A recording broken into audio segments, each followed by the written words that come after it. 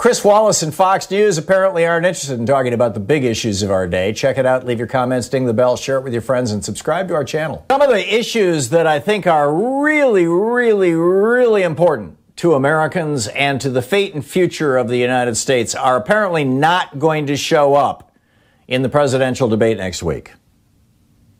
It's going to be next Tuesday, as I recall, and Chris Wallace of Fox News is hosting the debate. And you would think that climate change, as California, Oregon, and Washington State are on fire, actually as 12 Western states are on fire. I mean, we're having it really bad. But and as multiple hurricanes keep hitting the Gulf Coast, and as we're getting derechos, however you say it, we're getting these, multi-mile long hurricane bands moving through the Midwest. You would think that we would be discussing climate change at the presidential debate. No, Chris Wallace has decided climate change not so important. Police violence. America has been convulsed by protests against police violence, particularly against black men, but more broadly, police violence in general, as we saw here in Portland. And Chris Wallace and Fox News think, well, that's not anything that Americans need to talk about. Health care. The Affordable Care Act is before the Supreme Court right now. The Trump administration is arguing the entire thing should be struck down, including your protection against being ripped off by your insurance companies with regard to pre-existing conditions. Chris Wallace and Fox News are saying, no, it doesn't matter. We're not going to talk about that. Unemployment. Our unemployment rate is where it was during the Great Depression. Chris Wallace has decided, no, don't want to talk about that. Immigration. Donald Trump has shut down basically all immigration into the United States, including legal immigration. They're not, for all practical purposes, not even issuing new green cards. We won't talk about that. Russia interfering in our election right now, and Donald Trump, apparently the wholly owned subsidiary of Vladimir Putin Incorporated. No, we're not going to talk about Russia. America is humiliated in the world stage. The rest of the world is either laughing at us or in shock and horror. And America's standing in the world? No, that's not going to be a topic that Chris Wallace wants to bring up to discuss between Joe Biden and Donald Trump, whether a Biden presidency would restore the world's trust in the United States. No, we don't want to talk about that. How about the politicization of the federal government? You've got, the Redfield, the director of the CDC, ordering the CDC to stop telling meatpacking companies how to keep their people safe. No, we're not going to talk about that. That's no big deal. How about extreme corruption in the federal government? Every major government agency now is run by an industry lobbyist.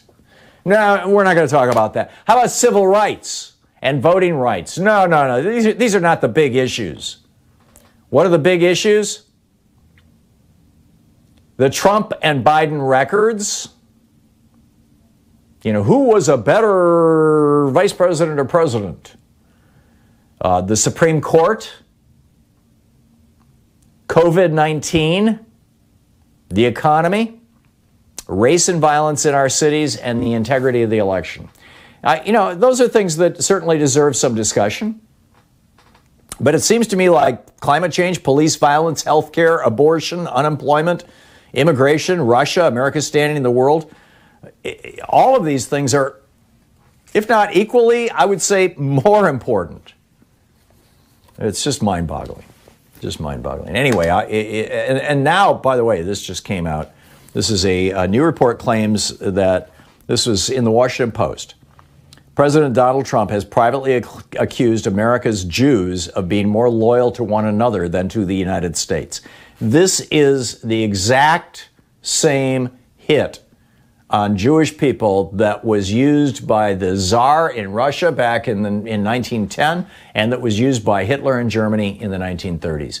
Oh, they're more loyal to their Jewish brothers and sisters than they are to our nation. A Jew can't be a true American. This was the kind of thing that Lindbergh was implying back in the day, the original America First movement. He also said, according to these sources, quote, Trump has maintained that black Americans have mainly themselves to blame in their struggle for equality. And he could never understand why Melania Trump would want to go to that S-hole continent, Africa. This is nuts, just nuts. And then what's the right-wing press have to say? Just FYI, and then I'll pick up your phone calls. Communities Digital News, America in peril if RBG's SCOTUS seat is not filled before election. That's the headline. The headline over at Town Hall, Dems threaten to burn down the Republic to stack the Supreme Court. The Washington Times, the paper used to be owned by the Moonies, it's now just another right-wing paper. Similarities between Germany's Nazis and America's peaceful protesters. I'll just read you the first paragraph. As the parallels between the Weimar Republic and today's America accumulate ominously, there is one parallel that is worth particular attention. That is the characterization of ideological hooligans as peaceful protesters.